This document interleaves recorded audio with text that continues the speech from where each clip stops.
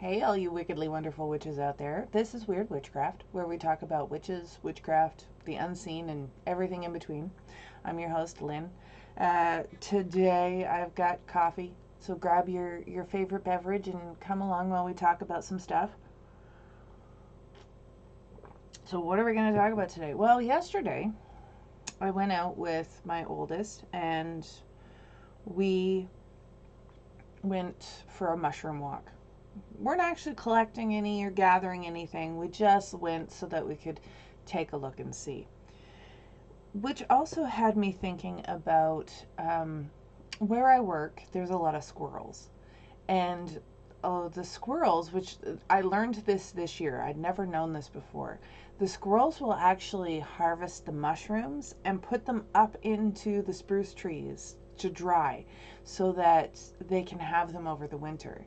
And I thought, well, isn't that cool? They're very clever animals, right? But then as we were going on our mushroom walk, I was thinking about that. I was like, a lot of people talk about responsible foraging in terms of plants, but what about responsible foraging for mushrooms as well?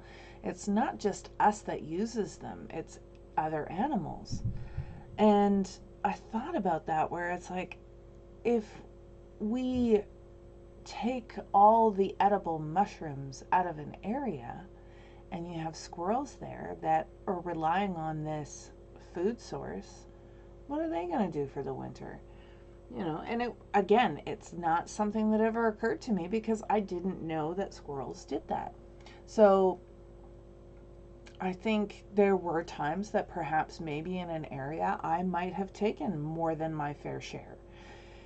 And now that I reflect on it, I was like, I wonder how that impacted the animals in the area.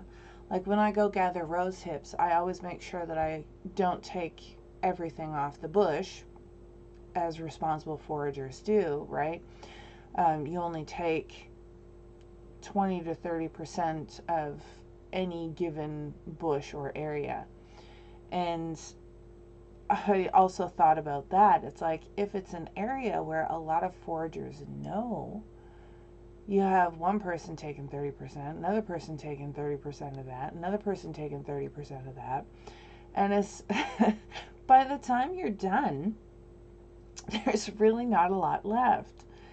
And I'm not saying that that happens all the time or that, you have foragers that are all going for the same thing, but it kind of made me stop and think about how much I'm taking. What am I using it for? And do I really need the extra surplus, right? So it was one year I found a really nice patch of catmint and I gathered a bunch of it because I know catmint grows fast. And I don't really know much that actually consumes catmint other than humans and cats. So I was like, yeah, that's fine. I'll just take a bunch. And then I can have it for winter. Well, winter has come and gone, and another foraging season has come and almost gone. And I still have about half the amount of mint that I collected. And I go through a lot, which is why I collected a lot. But it made me think, like, how much extra did I actually take?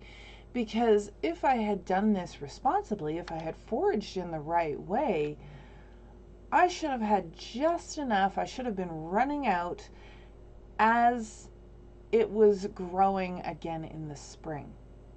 But I had enough. I still have enough probably to last me this winter, which is why I did not forage any mint this year. This was another thing that I thought about. I was like, I mean, if I had a freeze dryer, I could freeze dry it and it'd be fine for years. Going into this year, usually if you just dry, knocking stuff over. Usually if you just dry stuff, it's only good for a couple years.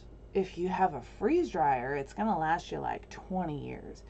But I digress. The mint will still do me this winter. But had I done my normal routine, I would have gathered more mint, and then I would have had more for a couple years, and then more, and then more. And I was like, why do we do this? You know, why does our hoarding instinct kick in? And like, I use my mint tea when I do my tea leaf readings. So it's not like I'm hoarding it, but it's like I feel like I need to gather more than is necessary. And I'm like, that's not very responsible of me. And I like to think of myself as a responsible forager. So when I saw I learned this year that squirrels forage for mushrooms and dry them in trees. It got me thinking, like, how many times did I take more mushrooms than I needed? How many times did I take other things where it wasn't necessary for me to take as much as I did? Even though I was following the less than 30% of what's there, did I actually need as much as I took? So I think there's also that part where, we tend to, or for me personally, I tend to want to make sure I have enough. And if I have a little bit extra, great. But I've never really thought about an extra surplus of something as being irresponsible. It was like, I always just thought I'll use it eventually. But it really, really did get me thinking this year. There are certain things that I have foraged that I haven't really needed or really used. Now, granted, again, I don't know how useful it was to any of the other organisms that exist in that ecosystem, but at the same time, what did I take away from them? And so we all have to kind of live in this balance in whatever ecosystem that we're a part of, and have an appreciation and an understanding of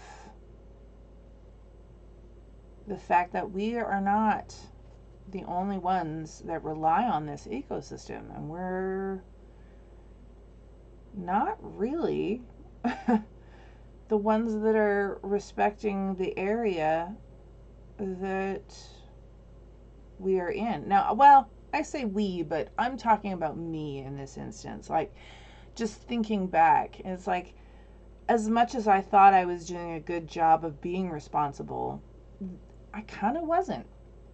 And so it made me pause for thought. It's like, what other areas of my herbal life have I been irresponsible? Like, I do grow my own herbs and I do grow my own vegetables, and I try to make sure that the area that I grow them, I have what I need. Now, there are some things that I can't grow in my garden, and that is why I go out to forage. But I think moving forward, that 30% guideline is all well and good, and it is useful, only take 30% of any given area. But if I only need 5%, why would I take 30? Why wouldn't I just take the little bit that I need, right? So there is that. Now, I'm not saying that everybody does that, where it's like, oh, I'm going to take 30%. I only need 5, so I'm going to take 30. But I don't know where I was going with this.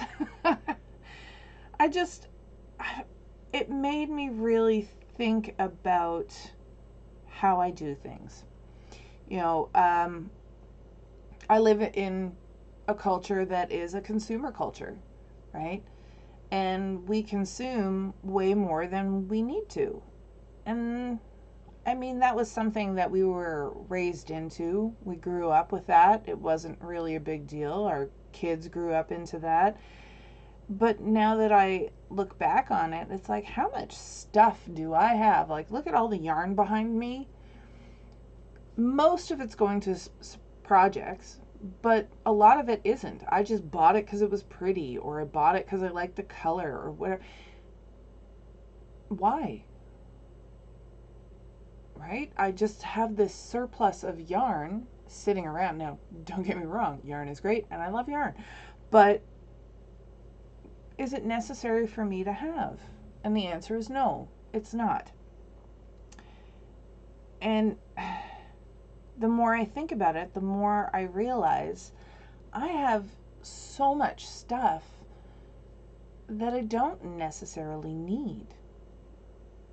You know, I live in the house that I grew up in, and my father grew up in the Depression, you know, in the 30s. And he hoarded everything. Now, when I cleaned out the house, I also found out that my dad's second wife liked to collect things, and she had multiples of many, many things. And I was thinking, geez, how can somebody have so many of the same thing? And then I kind of took inventory of my own life and looked at how I was foraging and that. And then I looked at all the stuff that I have and went, huh, I have a lot of things that I don't necessarily need either. I have this surplus. And it got me thinking that, you know, a lot of people are struggling to make ends meet, and how fortunate and blessed I am to be able to have an excess and a surplus of things. And it also got me thinking, you know, witches love a good bargain. We like to thrift.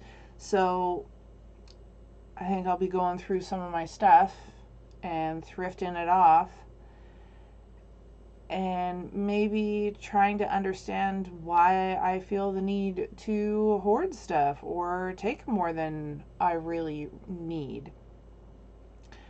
And maybe in the future I'll be able to incorporate a little bit more of how much do I actually need versus why am I taking all of the things that I am taking into my foraging, into my spellcraft, into all the different things that I do.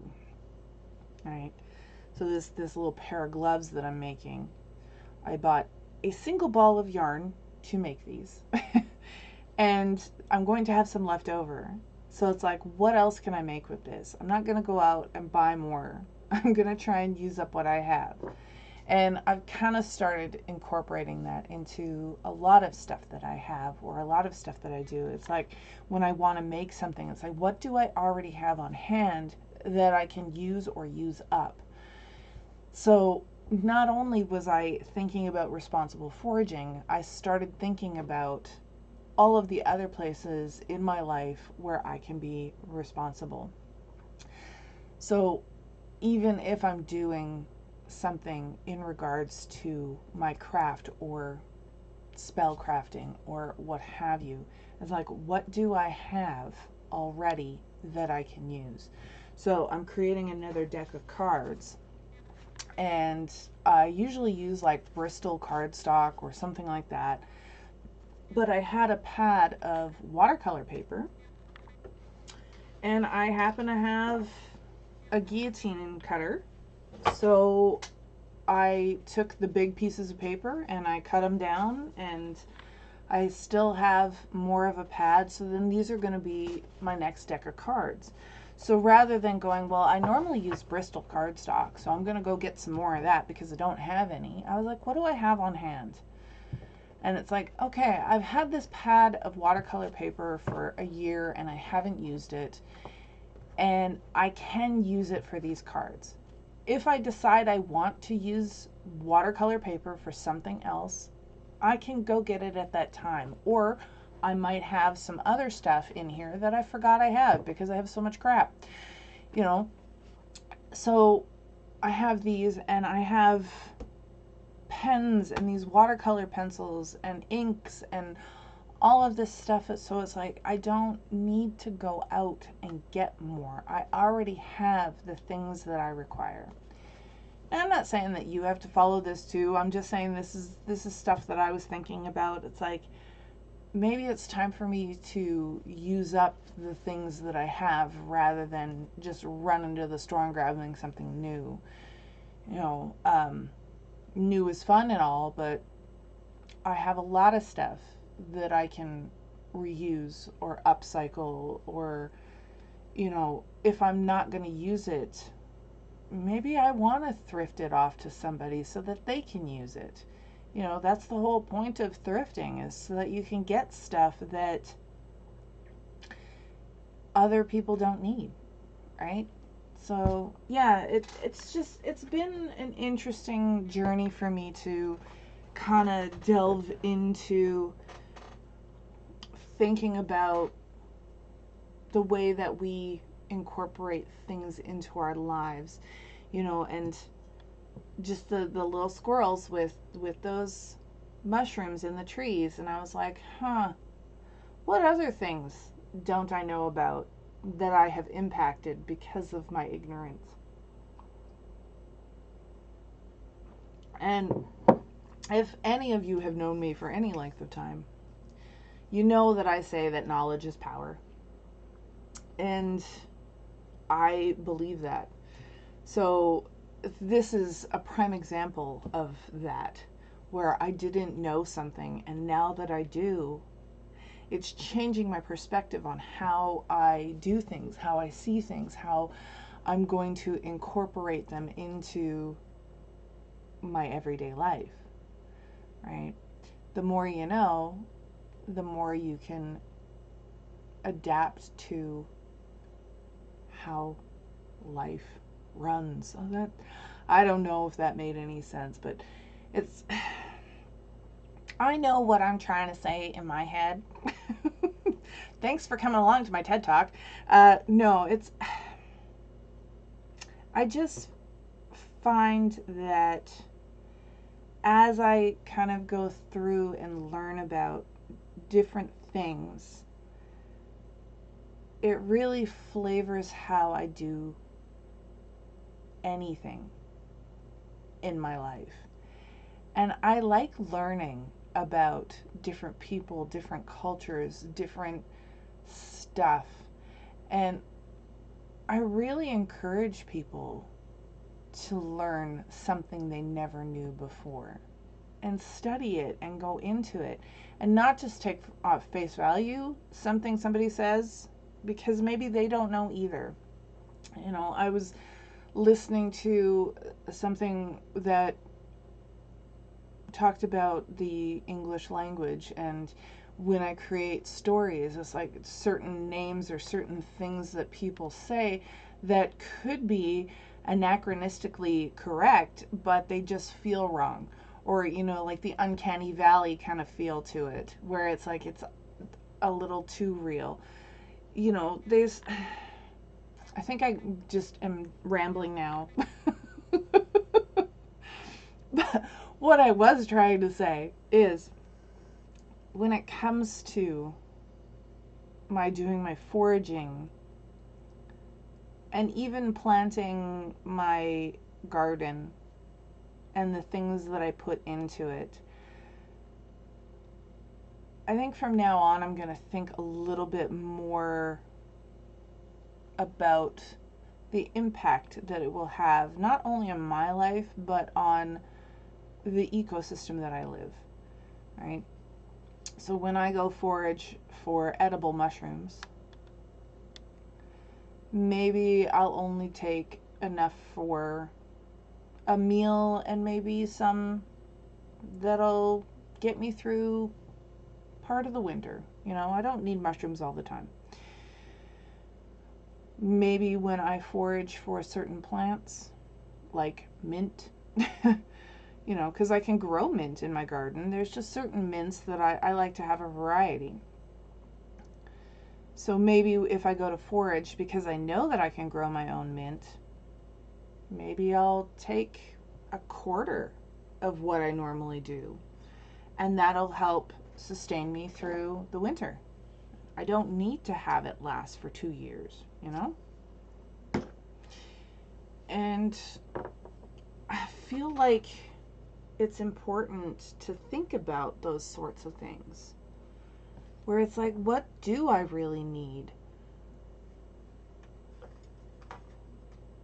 And not only does it help our own sustainability, but it helps the people around us as well. You know, we have the movement to kind of alleviate the issue of fast fashion.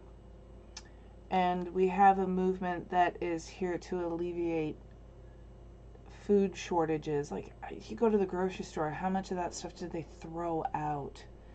You know, it's like, why do we have mass consumption when we could think about more in terms of like farmers markets and stuff, things that, I don't know where I was going with that, you know, things that will be less of an impact in our environmental arenas. And there are people that are trying to find means and ways of coming up with a solution for some of this stuff that has been a problem for quite a long time.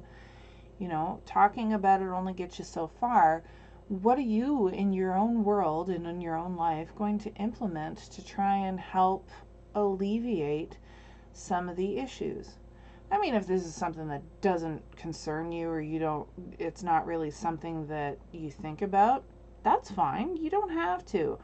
But for me, I'm going to be thinking about this and talking about this a little bit more in my life. You know, how what I do and what I consume impacts me, my life, my family, my community. And I'm going to take a little bit more of a look at what I'm doing to improve the situation and to lessen my negative impact on what happens. So, from one witch to another, how do you see yourself in this world as a witch, being an advocate and being a guardian? Because that's also part of being a witch, right? To be a guardian, to be an advocate, to be someone who is responsible for who they are and what they do. Anyway, I'm going to leave it here today. This was another rambler. I did say in the very first episode, and if you haven't watched that, you should probably watch it, because I said this was going to be whatever happens and whatever comes up, and this is going to be a blog or vlog, I guess, that's just part of my life, part of who I am, and whatever happens, happens. And apparently I like to ramble. So, I hope you guys have a really great day and do something nice for yourself. Buy a new book. Or go to a secondhand store and get a secondhand book. Or read one that's already on your shelf. Gasp, I know, scandalous. As for me, I'm going to continue making these gloves, and then in a couple hours I'm doing readings, so I gotta get ready to go do that. You guys take care, have a great day, and I will see you in the next one. Bye.